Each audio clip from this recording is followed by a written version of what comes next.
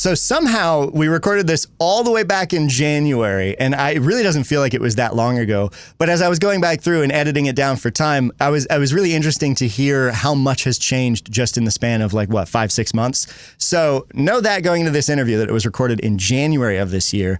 Still a lot of it very relevant, very pertinent. We sit down and talk with Chris Machowski, who is a working artist who has been on the scene for a long time. He actually first collaborated with Perry on Eighth Layer Insights, which is a great podcast. You should check it out. Doing the artwork for the episodes of that show, specifically using a blend of early AI tools and his own human art. He's got ransomware.net and ransomware.store where you can check out his art shop and buy some of his pieces. My favorite is this one, which is a shirt that has a frog on it with a little radio backpack, and it says BlackBerry jams, but my signal don't. Also, close favorite for that is this hat that has sort of the Marlboro cigarette logo and says art on it that I am currently wearing. And you'll notice Chris is wearing this hat in the interview. We didn't catch it. I wish we had caught it, but right after we ended it, I was like, yo, by the way, where'd you get that hat? And Chris just went, you want one? And then a couple weeks later, this arrived in my mailbox. So thanks, Chris. I love this hat. I have been resisting wearing it on the show until we could air your interview. So now finally, I can wear your hat. Chris's work has spanned a lot of different domains too. He's worked on user interface and user experience design in some military projects, even designing heads-up displays for fighter aircrafts, as well as art posters, video editing, and all sorts of stuff. He's an absolute powerhouse. And without further ado, I'll just drop us right into that interview. All right, we are here with Chris Machowski. Chris and I go back a few years. I saw some of Chris's work, was super impressed with it. Got to visit one of the spaces he was working at a few years ago as well, and have followed his artistic career for a while. Chris is actually the one prior to ChatGPT coming out. Is probably June, May or June of 2022. Started experimenting with Midjourney and a couple other tools that were out there, got me turned on to those.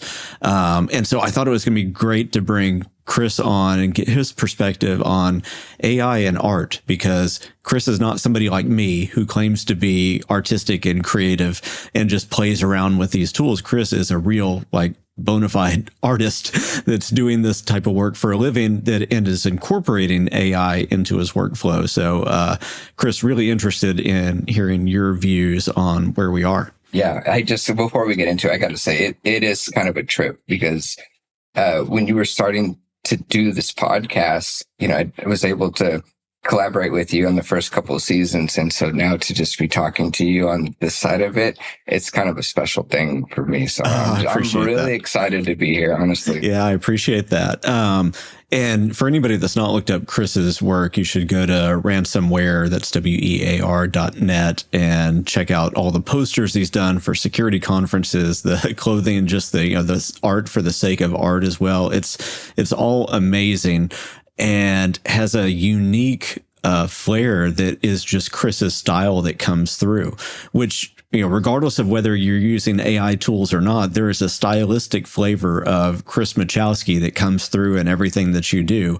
And I think that that's going to be important for us to touch on, because does AI replace the artist and override the artistic sensibility? Or is AI like a brush that gets picked up in a certain way? Or is there another analogy that you like to use? No, I like the different brush that gets picked up, because that's almost exactly what it is. For artists, there's so many different mediums, painter, sketch artist, digital artist, graffiti artist, filmmaker, all sorts of stuff. And no matter what you do, you're using a tool set, a suite of tools. And from my perspective, any kind of AI generation, whether that's image or video, it's just another tool in the toolbox.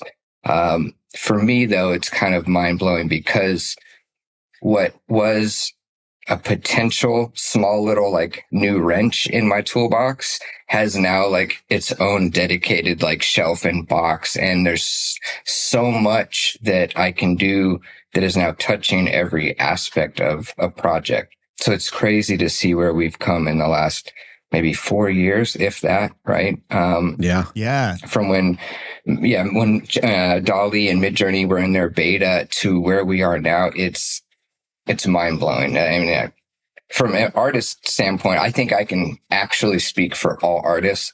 We never thought we were going to be the first in line to possibly get, erased by AI. I don't think that was in any artist's mind ever. It was some other industry, right? Right. And when this stuff came out, I was like, oh, we're safe. We're good. It's cool, but we're good. And then it started getting really good. Yeah. And then it kind of, I can't lie and say that there were times where I was like, could this be the end of not every artist, but could this be the end of it? And I think it's just kind of one of those things where the more you use it and think of it as a tool versus a self-sustaining thing, I think the more I came to understand that it is just that another brush that I use. It's never going to be the end all be all. You're never going to be able to go from 0 to 100 and get a certain level of quality. But along the way, can you use different tools? Absolutely. I think similarly as someone who works professionally in like a creative space, I also went through an arc of being like pretty freaked out initially by like how good AI was getting. I also noticed that like the better it got, the less we wanted to talk about how human like it was. But I found that the more you engage with the tools and like realize their actual capabilities, a lot of that fear evaporates, and there's still just a lot of discourse. But I want to get into like your workflow and process and how you use AI, because like AI is way too broad of a term to use. It's so many different things. So what do you reach for in like the pre-production stage? Is that like LLMs for brainstorming? And then like what tools do you actually use that are generative AI in your actual work? Like what different areas of your workflow? And then how do you keep up? Because it seems like, one tool will suck one week and then it's outperforming the best tool, a week later. Yeah. Yeah. So from a workflow perspective, for a long time, I would say, the first year and a half to 2 years, the only thing viable that I could really hit that level of quality was maybe in rough concept art. Like you're talking about, I don't know, some new technology or some movie idea, and you could get this abstract kind of scenery, right? It's abstract on purpose. It's not precise. It worked, right? Or storyboards, right? Storyboards, traditionally are kind of messy. You see Martin Scorsese storyboards and it's like all this crazy like pencil stuff. That worked. But then as it got better, I was able to really start incorporating it more. And that, now it could be an element. Like if I'm doing some digital art and I can't get a certain thing, I'll just say a hot dog for whatever reason. I can't get this hot dog. I can't draw it how I want to do it. I go on, Adobe and, all those other stock sites, and I cannot find this perfect hot dog vector that I'm looking for. AI is a good tool that now I can at least maybe generate the idea or even generate the image and then go in and trace it or cut it out or add it as a collage style, right? And then, as we move forward into the video side, which is pretty brand spanking new it's been around for a while, but on a level where it could be inserted into an actual product. And I'm jumping around a little bit, but I'm a video editor, like at heart as my main discipline. So the number one thing I'm thinking about is story. Like, can I tell the story? And then do I have the materials to tell the story? And more times than not, an editor will need something that they're lacking. And so the ability to potentially create materials to help you tell that story after the fact, after that you've shot, is a huge thing. And then as far as like keeping up with the tools, that's a great point, Perry. And I got to credit you. So like a while ago, I started working with AI video and I posted something on LinkedIn and I was like doing some field tests and I was like, Runway and Luma and Kling. And you're like, have you tried Minimax? And I was like, you know what? I haven't. I went and tried Minimax, and sure enough, like I incorporated Minimax and Kling are like my 1A, 1B that I use. Like, I use them today. Right. And that just goes to show you how many platforms there are. If you are not, it's almost ridiculous to think that you could keep up with all of them. There are like over 50 image generation platforms. And so I really, just like with any tool, like when you get comfortable with the workflow and like you said, if you're getting the results that you're wanting, sticking with that and just rolling with that until you're not getting what you want is probably a good rule. So. Yeah, and it does seem that like some of the tools have different things that are like their little idiosyncrasy, or they're the thing that characterizes them. So like some of them, when they create video, even when it looks lifelike, it can feel a little bit dreamy in the physics. Yeah. And then other ones like Minimax and some of the more recent versions of Kling, you can feel the physics a little bit more. Like when somebody steps down, you feel the weight of the step a little bit more than you used to in previous generations of that. Do you think about that, or do you just say, well, if I want that dreaminess, I'll just take the frames that are there and I'll slow them down, or do you tailor the shot towards the tool? That's a good question, and I would say yes, tailoring the shot and pairing it with the right tool, because that's all going to depend on the type of project. If you're making this cool, like futuristic, dreamy, different dimensional, like where these physics isn't necessarily like the main thing, like we know we're in this crazy world, then, using a tool that is not as precise or gives you more of that abstract feel might be the way to go. Or if I am trying to create something that I want to be more lifelike or real, or have people buy into the fact that it's either video or composite or whatever, then that's probably why I stick with Kling and Minimax more, because those are just more of the types of projects that I'm doing. One other question. I know Mason has something in a second, but I'm going to divert us, so you go. Okay. I wonder for somebody like you that's in this because you are using this professionally and you've got workflows and you've got clients and everything else, when you see another tool that you've not used pull ahead of the pack, does that feel frustrating or exciting? Like frustrating because now you have to invest time to learn this new thing, or is it exciting because it takes the work to another level? I would say it might fluctuate, but right now, exciting is the word. Like, I am not loyal to any one platform because of any one reason. I go with whatever can get me the best. And honestly, the competition, it's funny, you see like Sora comes out, with their thing. And then 2 days later, Kling is like, oh, we got 1.6. And Minimax is like, oh, well, we've done this other. I love it. Keep doing it. Keep competing. And that's just going to give us all better products. Everybody tries to ruin everybody else's week on release week too. I'm like, yes. I see endless discussions on LinkedIn and every other social media network. Anytime somebody posts, some seemingly new cool thing with AI art, and then there'll be some people celebrating it, and then there'll be these other threads that like say, well, AI art just feels soulless to me. It feels, it feels artificial. Do you think that is somebody's cognitive frame as they're looking at it and they're imposing that? Or do you think that there is a soullessness that's inherent to some AI art? I don't think there's a soullessness to it. It's very amusing to me because in the history of art, right?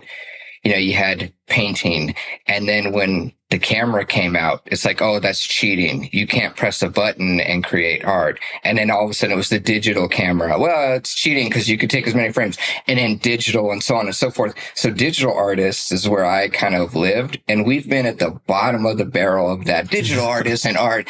And so now I feel kind of good because now we're at least at the stepping up to like, we're actually considered artists now because AI is so bad. It's just it's when anything new comes out in art, there's always this, if you're not doing it with your hands and, licking your fingers and spreading stuff around, all of a sudden that's not art. And to me, I try to stick to one thing. And it's like, as an artist, you're trying to tell a story or you have a vision. Like, have you told that story or vision? Like, if you have, I don't care how you got there, really. And for me, and maybe it's because I'm such a hodgepodge of, I'll do digital and then I'll print it on canvas and then I'll go over it with paint. And I'm just so mixed bag already. Maybe it's not a big deal to me, but I see the same threads. Like there's this real visceral, like, almost hatred for this. And I don't understand it. Yeah, I think a lot of it is a stepping stone, right? Because like with digital art and digital animation, back in the early Disney days, you'd have to animate every single frame. Yeah. So you're doing like 24 frames per second ish. And then as soon as digital animation came around, people were able to create a character, and then they were able to say, I want the character to start here and end here. And here's the way it's going to locomote across the screen. And then they would just, click the button and it's going to move. Did people accuse those people of, not being artists because they weren't animating the same thing in micro movements, 24 times? I'm sure they did, actually. I'm probably sure there was. I don't think now they would, right? They'd say, what's your first frame? What's your last frame goal? Right. And then now you use the technology to get rid of the part that nobody in their right mind would want to do. And I think that AI art's a lot the same way when it's used by an artist. I agree. There's going to be something further down the line that kind of replaces that talking point, or that point that people are coming to. There's always going to be something new. And it's just artists are supposed to push boundaries and try new things and keep the ball rolling forward. But then when the ball rolls forward, there's always this, hesitant crowd saying like, oh, that's not traditional enough. And it's just kind of an odd thing. Yeah. I have some great posters saved on my phone from when sound started being movies started being accompanied by sound that are like, robotic music will sing your children to sleep. How does that make you feel? And all of this stuff is crazy, but it's the same thing. Yeah.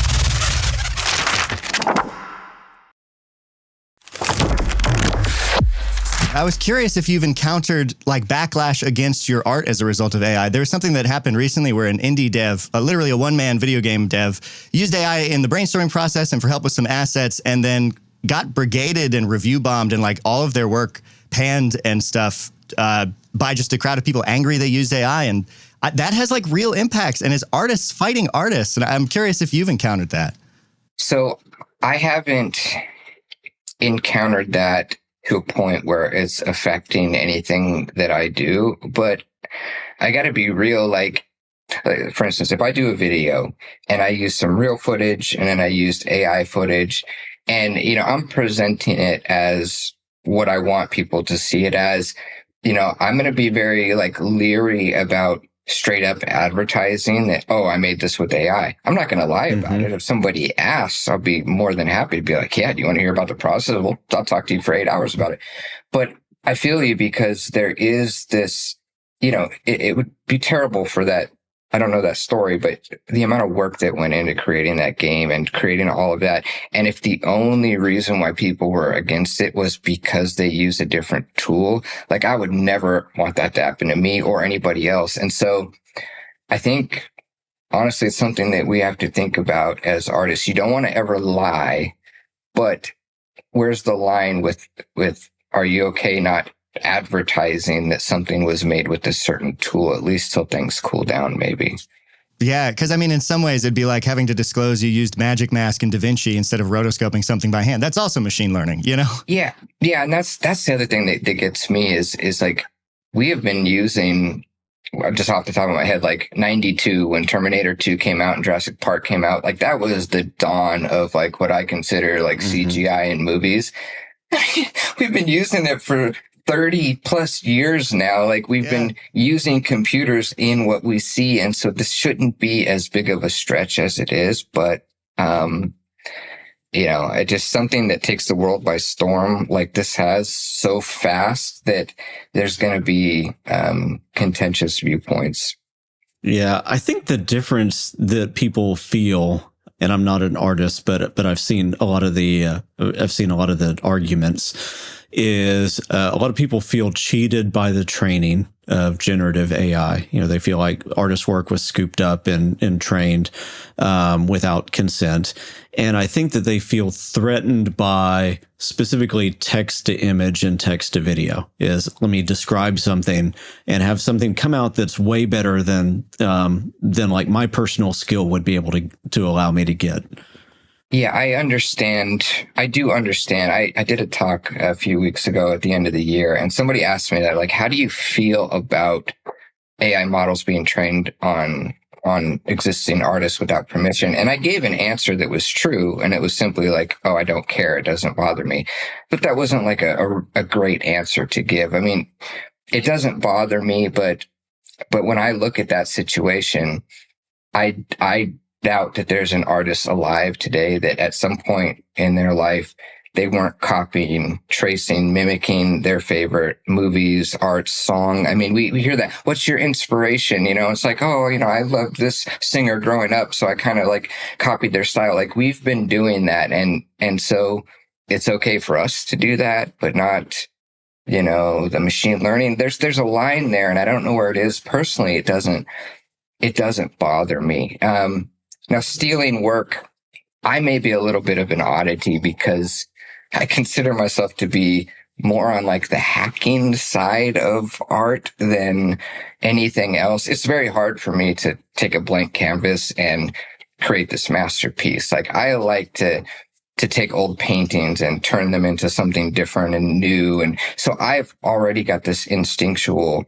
vibe where I like to take things and turn them in and make them do things that they weren't originally supposed to do from an art standpoint. And so maybe that's why I'm so okay with it. And I could be way off in left field and not part of the pack on that. No, I mean, I think it's not an artist's job to save the world. It's an artist's job to like pick up the broken pieces of the world and rearrange them in ways that make you think, And I think that there's this saving the world mentality that is like, it's weird, right? Because it seems like an anti-corporate, anti-capitalist, counterculture kind of thing. But in reality, a lot of the arguments are really are very pro-capitalist, right? And preserving capitalism. And I think that there's a weird irony to it. Very weird. I mean, yeah, you would think that something that undermines, all of the corporate and the money and all the power, you would think that something that comes along and undermines that would be celebrated. But it's actually, like you said, it's the opposite. And, I would always want artists to get credit for their work, right? Oh, yeah. I mean, that is, number one. I haven't ever heard of any artist that I follow saying, hey guys, I'm not selling as many paintings because AI is, stealing my business. I've never heard that. I've heard other people say, oh, artists are suffering because of AI, but I've never actually heard an artist fess up to that. Doesn't mean it's not happening, but is it a certain group of people getting upset and mad for another group of people like we see a lot in our society? And I think time will tell. To speak to who is actually being impacted, the one sort of area I've seen is artists working on a smaller scale who would do commissions of like people's D&D characters or various things like that. Like I don't want to use the word small time because that has like a negative connotation, but in a not negative way, like people doing small individual freelance projects that someone, they aren't big budget projects. They weren't being paid enough, frankly, to do it probably. Yeah. That kind of area. And those people tend to be vocal, I think, on the internet. Yeah, that's a good point. I mean, like, if there was somebody on Fiverr that they specialized in, like what you said is like, hey, I could take this photo and turn it into a caricature and do this cool stuff. Somebody could do that with AI easy on their phone. We could do that now, right? So, I've never thought about it from that standpoint. And I might have to think about that, like, offline and actually really think about that because it never really dawned on me. And it's true. I could definitely see that. But it's spun as though that is like undermining all of human creativity, which is not even remotely true. Like there's just not enough nuance. Yeah. Yeah. And I've always felt that if you have your niche and if you're good enough at what you do, I mean, if somebody else comes along, which there's always going to be somebody else that comes along that's better than you, like, what are you going to do at that point? Are you going to quit and say, well, this person's better than me? Or are you going to keep developing your style and are you going to try some new things? Like, I would see if I was one of those people, it's easy to say from the outside, but if I was one of those people, I would try to look at it as an opportunity to try different things. You're obviously a good enough artist to sell work in some capacity. Well, what else haven't you tried? Like, how could you do something that AI couldn't do? Do you paint it? Did you draw it digitally and then go over it with acrylic? Like, AI can't do that. Like, what could you do? So that's probably the road that I would maybe be forced to try, but I wouldn't I don't think I would be angry about it. But yeah, there's this conflation of commercially viable art with like the only reason to create. And I'm willing to bet that if you just made a living, like if you just had money that fell into your bank account, you wouldn't stop making art. You create because it's fulfilling and you have to. Yeah. You know? Yeah, I'm just lucky enough that, somewhere along the line, I actually, got to actually create as my main job. That wasn't always the case, and it may not always ever be the case or always be the case, and I still do it. Yeah. What are your thoughts when you're online, or, anywhere really, and you see art that was obviously AI created, and maybe not necessarily representing art the way that you think, where it doesn't feel like an expression. It feels like it was just slop that was done because the capability was there and somebody wanted art. I love that you asked that question. It bugs the hell out of me. And I see it every day on LinkedIn. And I'm not going to put anybody on blast, but I see conferences that are putting out work, promoting their conference. And it's obvious that was created with AI. And it bothers me, not from any kind of moral side of it, but it bothers me because you can tell that the work was created using AI. Like if I put something out, when I put it out, I don't want them to, was it created with AI? Oh, I don't know. Was some of it with AI? Who knows? Did I hand paint it? I don't know. Like that to me is always that goal, is like, because if you put people in that realm where they can't automatically tell, well, then now they're looking at the story. They're actually looking at the artwork in a way how you wanted it to be presented, instead of, oh, was that AI? Oh, it was, because that thing that's supposed to be a T looks like some writing from Star Wars, right. Boba Fett alien language, and it's like, that really bugs me. And I get it. A lot of these conferences have volunteers and they have full-time jobs, but to pass the quality, the QA part of it, to make it past that stage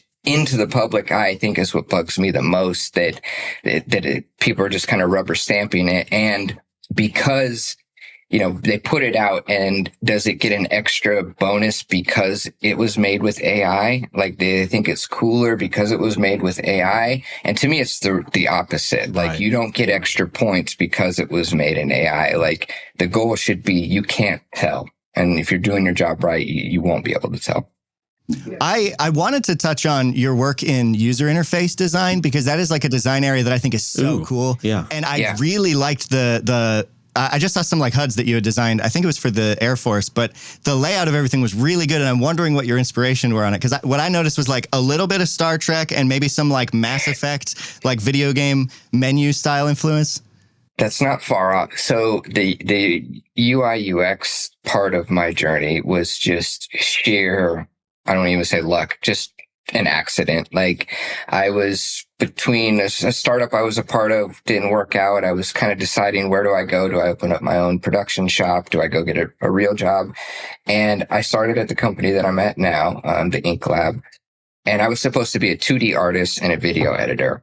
Like 2 weeks in, they're like, well, we have no designers, so you need to design this touchscreen interface that's going to go into this fighter jet and fly around. And I'm like, all right, what? Excuse me? Like I don't, what is UI UX? I don't know what that is, right? So it was a process. It was a lot of learning on the spot, but a lot of those things that I did early on in that process, I had to compare to video games that I played, like, oh, yeah, people have to design a menu. Oh, it makes a difference where that button is and where the whether it's cognitive overload. And it was so much of a process, and I was forced into it. But by like year 2, I really fell in love with the whole process of it. Just designing and creating art, but also building a puzzle at the same time, working with making sure that dev, like it could be so cool, but dev is going to hate you because there's no way they can build that. Right. Like right. So many different pieces. And like, how is the person going to use it? What do they actually need to interface with the most? Where should that be?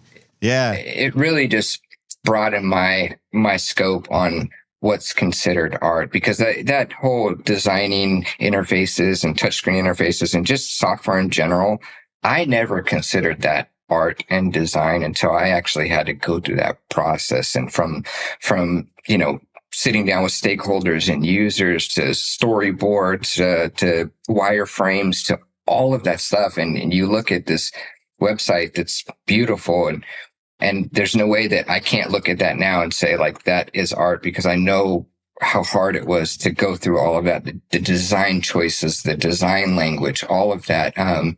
But yeah, it's incredible. I, again, never, ever thought I would ever be doing any kind of like interface design on military aviation. Like from where I came from, I never thought that was possible, but, things happen, and I love what I do. You find yourself asking questions like, do you associate up with left or up with right and down with left, and like that kind of thing, right? I did ask that because the inverted thing when I play, no, I can't do that. But so like I definitely asked that question. And it's funny when you ask questions, military, they love their acronyms, right? So I bet. Wait, what's that acronym? Oh, what's that? Oh, wait, you mean it means that and that and that and that, depending upon, what time of day it is or whatever. But it's a trip. But it's fun. It's so fun.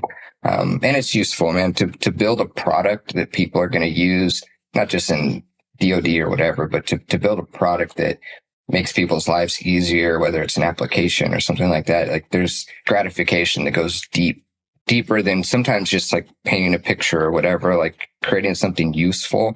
There's something to that. It feels good. Yeah. And it's hard. And yours is really cool. So I really wanted to bring it up because I was looking through your portfolio and I was like, that's really neat. Yeah. There's hopefully in a few years, there's some projects that I can't show, right now, but hopefully in a few years, I'll be able to show those. I guess that's kind of the crux sometimes about working on certain jobs is nobody knows that you're working on them, and you can't really showcase your work. That's kind of a weird thing with that space. But that does get us in a good way to close out, because there are some places where your work is showcased. So we already mentioned the website. Anybody that ever goes to B-Sides at Tampa has seen your work. There's been a few other conferences, and you're always involved at DEF CON. You've been doing some badge stuff recently too, if I remember right. So yeah, there's lots of ways that people can see what you're doing. Yeah. That besides Tampa, because I'm local here in Tampa, every year I've gotten a chance to be more involved with their branding and marketing. So come out, see us if you're in Tampa. And then, we're hoping the Neon Temple, the local cybersecurity community that I'm involved with, we're hoping to really step it up at DEF CON and Black Hat this next year with having a vendor booth and shirts and swag and all kind of badges and things like that we hope to bring a little bit more of Tampa to Vegas.